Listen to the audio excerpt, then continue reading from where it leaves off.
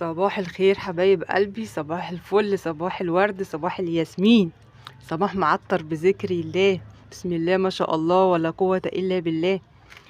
النهاردة إن شاء الله هوريكم بقى البط بتاعي وصل لفين وما جبتلوش، يعني كده إن شاء الله بإذن الله ما اشتريتش كيلو علف واحد. مش عايزة أحلف كتير في الفيديو، يعني محدش ليه عليا حلفان، بس أنا عايزة أوريكم نتيجة شغلي ومجهودي. بسم الله ما شاء الله لا قوة الا بالله. ما اشتريتش كيلو علف واحد يا ولاد، لان الاعلاف دلوقتي اصبحت اسعارها نار، والعلف اللي هو ب25 بيجيب اسهال للطيور، واللي ب28 غالي قوي علينا.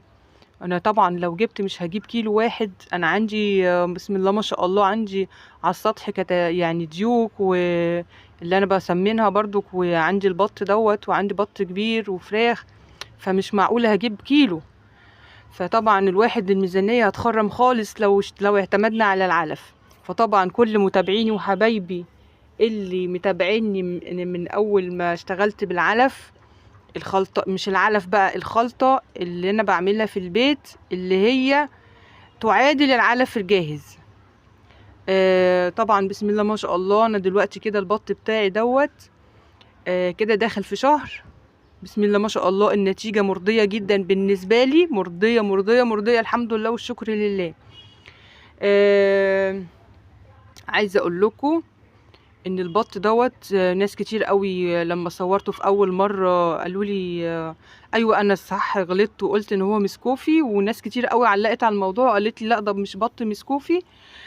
وانا فعلا معلش هي زلة لسان، لان انا كان نفسي اجيبه مسكوفي، وفعلا انا اشتريته من الست اللي بيعهولي على انه مسكوفي، بس قدر الله ما شاء فعل، كله حلو كله خير في البيت، مفيش اي مشكله. المهم ان انا يبقى عندي حاجه لرمضان ان شاء الله كده، يعني ايه، اطلع منها كمان كده لحبايبي واخواتي وكل كده واحد، يعني اللي هداني بحاجه ارجع هديه كده ببطايه حلوه كده، والود كده بينا يبقى متصل. انا فرحانه بصراحه، وبسم الله ما شاء الله ربنا يا رب يطعمنا فيهم. ربنا يكتر خير عندي وعند الناس كلها يا رب. النتيجة مرضية جدا بالنسبة لي، وما اشتريتش علف نهائي. والله عايزة اقول لكم ان انا كمان العيش خلص من عندي، يعني انا دلوقتي كده حاليا بحط للبط دوت الدشيشة والردة والاضافة اللي هي بتاعت السمك فقط لا غير. والله بسم الله ما شاء الله الله اكبر. عايزة اقول لكم لا حلوة جدا، اعملوها يا ولاد هتوفروا كتير قوي قوي قوي. مش بس هتوفري، القصة برضه مش قصة توفير بس، لا انا الخلطة يعني مغذياهم لدرجة ان هم في عز الشتاء، اقسم بالله في عز الشتاء ياكلوا وينزلوا في المية، ياكلوا وينزلوا في المية من كتر ما هم الله اكبر مش سقعانين جسمهم. لما الحاجة تكون متغذية بيبقى اسمها دافي. فعايزة اقول لكم ان انا سواعي بطلع اديهم طاقة بالليل، حتى لو الطاقة بتاعت بالليل برضو اول ما ياكلوها ينزلوا في المية يستحموا، اقسم بالله ما بكدب. بص هو بقى واقف بينشف نفسه، هو لسه كان واخد غطس، يعني كل فطرته وخد غطس في الميه. عايزه اقول لكم ان انا حاطه له بتاعه ميه صغيره، يعني مش كبيره، اللي هي جيركن زيت واللي هو بتاع زيوت العربيات دي، واسماء 2، فيعني مش كبير قوي. فاول ما بيشوفوا، اول ما بياكلوا، اللهم صل على النبي اللهم بارك، اول ما بياكلوا الخلطه بتاع اللي فيها تنظيف السمك دي يقوموا نازلين في الميه مستحميين.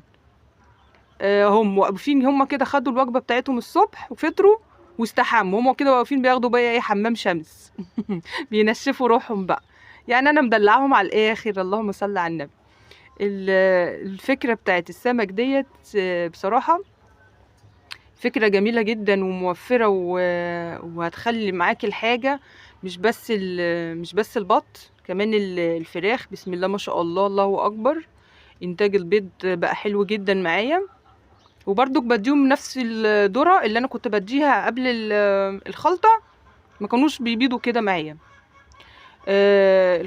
الاضافة بتاعت السمك دي بصراحة مظبطة السطح كله عندي.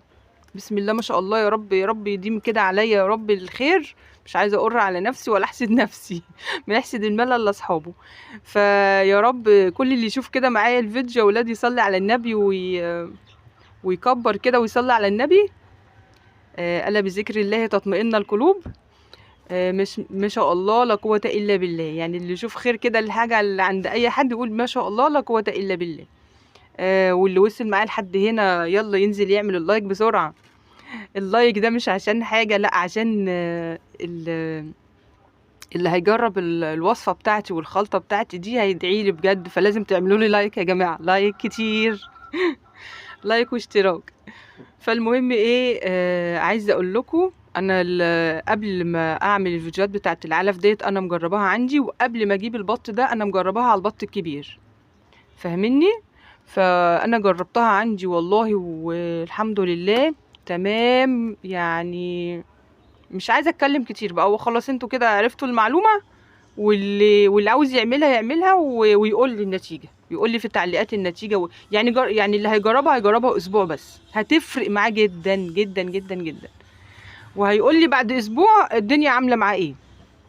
تمام كده. البط بتاعي عنده شهر او اقل من شهر، يعني يومين 3 كده، يعني خلاص داخل في شهر، هيقفل شهر اهو كده، هيقفل شهر. بسم الله ما شاء الله الريش بتاعه ابتدى يطلع.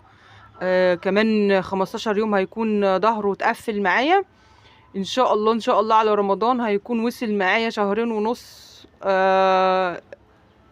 يعني ممكن يكون وصل معايا 2.5 3 شهور.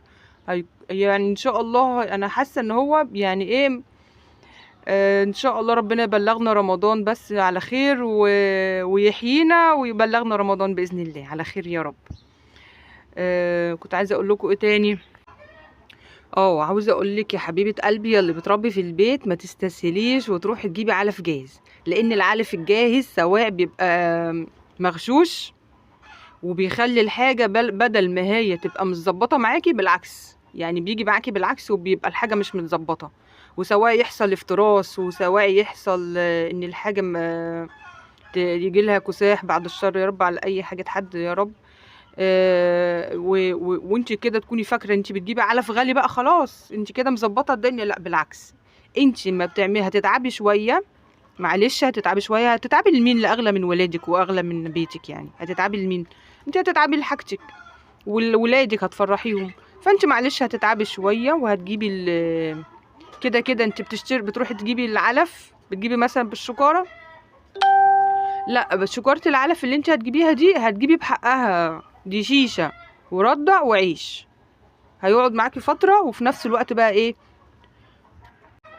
مع الاضافات اللي دايما بنبه عليها اللي هي ايه، قشر البيض عشان الكالسيوم، قشر البيض والجير. الحاجات دي بقى انت هتحطيها براحتك بقى. هما في الاعلاف يعني بيحطوا بنسب معينه وما بتبقاش ظاهره قوي، وممكن انت بقى ايه يعني في البيت هتظبطي الدنيا اكتر، هتحطي قشر بيض. هما طبعا بصوا انا مش هتكلم على المصانع والاعلاف، انا هتكلم عن تجربتي بس، ماليش دعوه بحد. انا يا حبيبه قلبي بحوش قشر البيض كله وبطحنه. وطبعا انا الكلام ده كله والله قلته في فيديوهات كتير، بس انا بقوله برضو عشان الناس اللي ما شافتش الفيديوهات القديمه تعرف برضو، معلش استحملوني شويه. قشر البيض هتحوشيه وتنشفيه في الفرن 5 دقايق وتطحنيه زي البودره وتحطيه وتضيفيه على ايه، الخلطه اللي هي ايه، المكونات الاساسيه اللي هي ايه، العيش المدشوش والدشيشه بتاعه الذره والرده، والاضافات بقى اللي هي ايه، كالسيوم اللي هو قشر البيض او الجير، والسمك البروتين. طبعا تنظيف السمك، مش هنشتري سمك لان السمك غالي يعني كده يبقى ما وفرناش كده يبقى خربنا الدنيا. فطبعا احنا هنجيب تنظيف السمك برضو بيبقى فيه، عايزه اقول لك تنظيف السمك ده بقى بيبقى فيه قشور جمبري والبطارخ بتاعه السمك اللي هو التونه ايه تاني، والرصان بتاعه السمك التونه وبيبقى فيه نسبة دهون عالية جدا. انا لما بسلقه عندي في البيت بلاقي بقى بعد ما بسلقه كده وشه على وشه دهون طبيعية. يعني الدهون دي مش عايزه اقول لكم بقى في التسمين بتعمل ايه، انتوا بقى انتوا قولوا بقى، انتوا قولوا. المهم يعني عايزاكم تجربوا. انا فرحانه وعايزاكم تفرحوا زي، اقسم بالله مش عشان حاجه، اقسم بالله انا عايزه الناس كلها تجرب الموضوع دوت وتشوفوا هم هيتبسطوا قد ايه.